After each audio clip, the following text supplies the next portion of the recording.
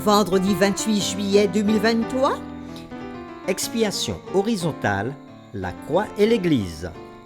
Nous sommes encore reconnaissants envers notre Dieu de nous permettre de partager des moments aussi précieux autour de sa parole dans l'aventure dans la parole. Alors qu'une semaine s'achève, nous prions que Dieu bénisse l'influence de sa parole sur nos cœurs, afin que ce que nous avons appris reste encore gravé dans nos cœurs. Et si les contenus que nous vous proposons vous font du bien, et nous pensons que c'est le cas, nous vous invitons à participer avec nous, en cliquant sur le pouce, en vous abonnant si ce n'est pas encore fait, en laissant des commentaires et en partageant le lien avec tous vos contacts. Le texte à mémoriser que nous vous invitons à dire avec nous pour la fin de cette semaine se trouve dans Éphésiens chapitre 2, les versets 13 et 14. Mais maintenant, en Jésus-Christ, vous qui étiez jadis éloignés, vous avez été rapprochés par le sang de Christ, car il est notre paix, lui qui des deux n'en a fait qu'un. Nous vous invitons à reprendre ce texte avec nous, Éphésiens chapitre 2, les versets 13 et 14. Mais maintenant, en Jésus-Christ, vous qui étiez jadis éloignés, vous avez été rapprochés par le sang de Christ. Il est notre paix, lui qui des deux n'en a fait qu'un. Dieu sauve-t-il de manière égale tous les peuples? Le salut est-il universel? Qu'a fait Jésus des murs de séparation entre juifs et gentils? Réconcilier avec Dieu, votre Père. Laissez-vous réconcilier avec le Christ, votre frère. Acceptez-vous de prendre la main qu'il vous tend et de vous déclarer comme témoin en suivant son chemin. Les réflexions de cette semaine nous ont aidés à répondre à ces questions. Et nous avons commencé à le faire le samedi 22 juillet en introduisant la série de cette semaine, Expiation horizontale, la croix et l'Église. Puis le dimanche 23 juillet, avec la séquence Rapprochés en Christ. Nous avons vu que dans Éphésiens chapitre 2, les versets 1 à 3, la lettre de Paul à ses destinataires parle de leur passé païen. Paul leur dit, au verset 1er, « Vous étiez morts par vos offenses et par vos péchés. » Et au verset 2, « Dans lequel vous marchiez autrefois, et nous vivions autrefois selon les convoitises de notre chair, accomplissant les volontés de la chair et de nos pensées. Et nous étions par nature des enfants de colère comme les autres. » Et dans Éphésiens chapitre 2, les versets 11 et 12, dans sa nouvelle description de leur passé, Paul juge qu'il est important de se souvenir de ce passé. Ils étaient alors sans Christ, privés du droit de cité en Israël et étrangers aux alliances de la promesse. Ils étaient autrefois sans espérance et sans Dieu dans le monde. De plus, dans leur existence passée, les non-juifs et les juifs étaient dans une grande inimitié. En Christ et par sa croix, les croyants non-juifs avaient été rapprochés de tous ceux dont ils étaient séparés, Dieu, l'espérance et leurs frères et sœurs juifs. Le lundi 24 juillet, dans la séquence La réconciliation, le don de Dieu par la croix, Paul décrit la croix et l'impact de l'œuvre de Christ et la manière dont elle transforme les relations. Premier avantage, les non-juifs, qui étaient jadis loin de Dieu et de son peuple, sont maintenant rapprochés. Deuxième avantage, entre les croyants juifs et non-juifs, l'hostilité est elle-même détruite. Éphésiens 2, verset 16 nous le dit. La croix de Christ enlève ce qui semblait être l'état permanent d'hostilité et de guerre dans lequel juifs et non-juifs étaient des ennemis jurés. Et troisième grand avantage, la réconciliation vient remplacer l'hostilité. Le but de Christ était de les réconcilier l'un et l'autre en un seul corps avec Dieu par la croix. Le mardi 25 juillet, nous nous sommes arrêtés sur la séquence « Briser le mur de séparation ». Dans Éphésiens chapitre 2, les versets 14 et 15, Paul parle de la mesure que Christ a prise à l'égard de la loi des ordonnances dans ses prescriptions. Il dit, au verset 14, « Car il est notre paix, lui qui des deux n'en a fait qu'un, et qui a renversé le mur de séparation, l'inimitié, ayant anéanti par sa chair la loi des ordonnances dans ses prescriptions, afin de créer en lui-même et avec les deux un seul homme nouveau en établissant la paix. » Paul fait probablement allusion dans ce passage à la clôture qui entourait la cour d'Israël dans le temple d'Hérode et la menace de mort la concernant. Un tel mur, dit Paul, est enlevé par la croix, car c'est là que nous apprenons que ces deux peuples, juifs et non-juifs, ne font qu'un.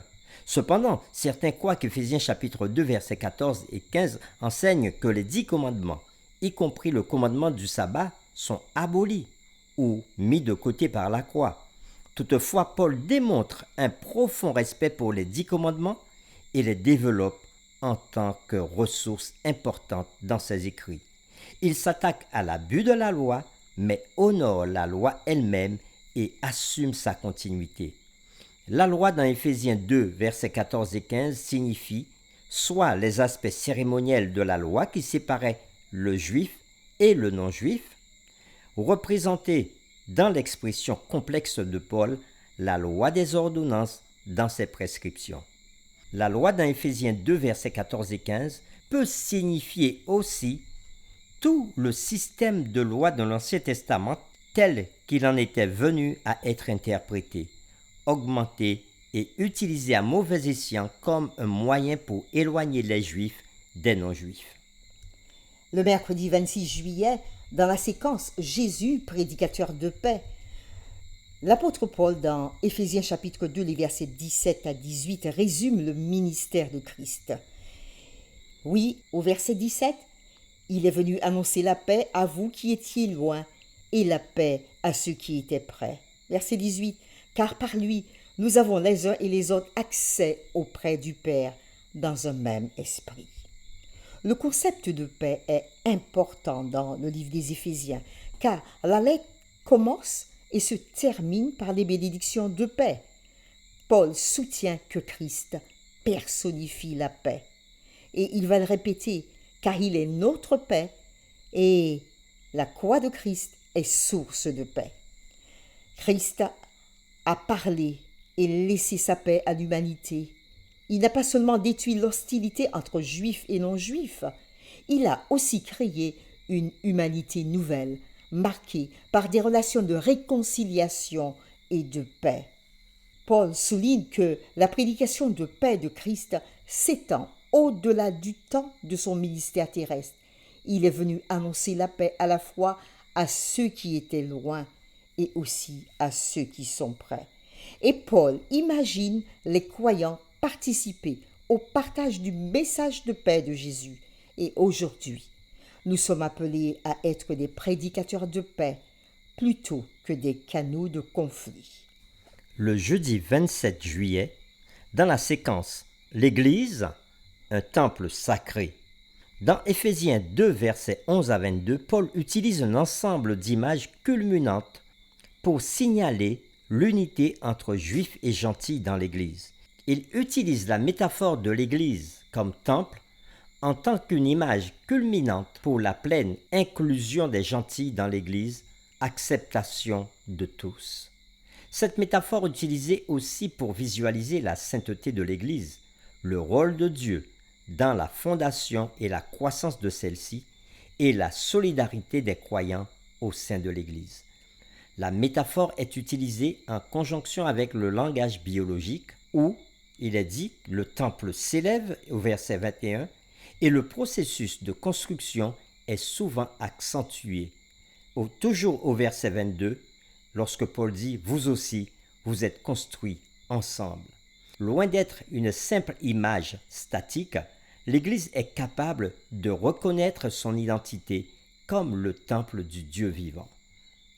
Et aujourd'hui, le vendredi 28 juillet, nous poursuivons avec des réflexions avancées. Parlons du message de Éphésiens chapitre 2, les versets 11 à 22.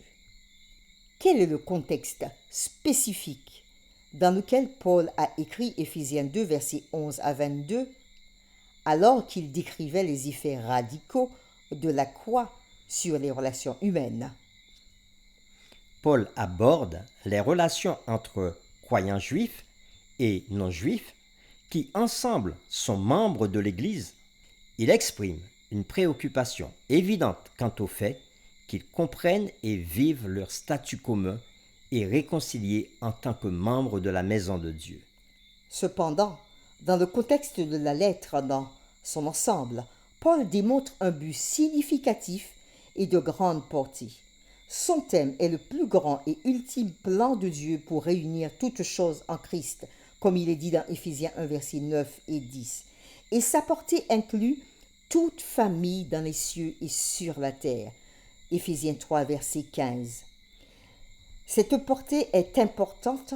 Il est important de noter que l'unité des membres au sein de l'Église, le sujet spécifique qu'il aborde dans Éphésiens 2, versets 11 à 22, a elle-même un but plus significatif que Paul révèle dans Éphésiens 3, verset 10 en disant « Afin que les dominations et les autorités dans les lieux célestes connaissent aujourd'hui, par l'Église, la sagesse infiniment variée de Dieu. » En actualisant l'unité que Christ a gagnée sur la croix, les croyants devraient signaler que le plan ultime de Dieu d'unir toutes choses en Christ est en cours. Leur relation réconciliée signale le plan de Dieu pour un univers unifié en Christ. Il est donc approprié d'interpréter Éphésiens 2, versets 11 à 22, dans le contexte de l'épître aux Éphésiens dans son ensemble, pour trouver des principes bibliques concernant un sujet important aujourd'hui, les relations entre les groupes de personnes ou les races. La série de cette semaine a mis en évidence 3 thèmes principaux.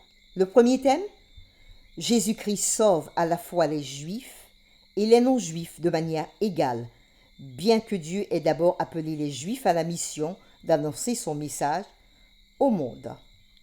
Deuxième thème, le salut offert à tous par le Seigneur Jésus est universel parce que sa mort sur la croix offre le salut à tous ceux qui croient en lui et ainsi le mur de séparation entre les Juifs et les non-Juifs n'a plus d'importance. Troisièmement, Jésus-Christ a non seulement détruit le mur entre les Juifs et les non-Juifs, il a aussi construit une nouvelle réalité, un nouveau temple de Dieu, l'Église, dans lequel les Juifs et les non-Juifs constituent également et ensemble l'Église. Pour terminer, voici 2 questions que nous vous proposons pour discuter dans votre communauté de foi ou en famille. Premièrement, compte tenu du plan de Dieu pour l'avenir de l'humanité, quelle est l'importance du fait que l'Église traite ses problèmes internes et les conflits entre les races? Deuxièmement, dans votre communauté, quels sont les problèmes qui minent les groupes ethniques, pouvant trop souvent être cachés et ignorés? Comment votre communauté de foi peut-elle jouer un rôle positif dans l'actualisation de l'œuvre unificatrice que Christ a déjà accomplie sur la croix? Comment pourriez-vous participer à cette œuvre? La série numéro 5, Expiation horizontale, la croix et l'Église, est terminée. Nous vous donnons rendez-vous pour une nouvelle série, la série numéro 6, intitulée « Le mystère de l'Évangile ». Nous vous invitons à prier ensemble avec nous. Seigneur, tu es digne d'être magnifié, d'être célébré. Béni sois-tu. Nous te remercions et nous sommes reconnaissants pour toutes les bénédictions déversées sur la race humaine en Jésus-Christ et que nous avons vues cette semaine dans la série numéro 5 intitulée Expiation horizontale, la croix et l'Église. Merci pour la croix. Merci pour la réconciliation en Christ. Merci pour tous les murs que tu es capable de renverser avec nous et pour nous. Merci pour l'unité de ton corps qui est l'Église. Merci pour ton amour et pour la paix, pour le don de Jésus-Christ par le Saint-Esprit. Nous prions au nom de Jésus. et pour la gloire de ton Saint-Nom. Amen.